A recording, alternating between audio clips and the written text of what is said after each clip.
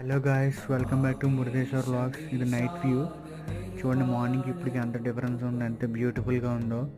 ఇది 22 స్టోరీస్ గోపురం, second largest గోపురం ఇన్ ఇండియా. ఇప్పుడు మనం ఇంట్రెస్టింగ్గా ఉంటుంది. చూడండి, పైకి ఎక్కాం, 20 స్టోరీస్ పైన ఉన్నాం. అక్కడి నుంచి వ్యూ అనమాట, పిక్సెల్ క్యామ్ నుంచి. చూడండి శివ ఎంత బ్యూటిఫుల్గా ఉన్నారో.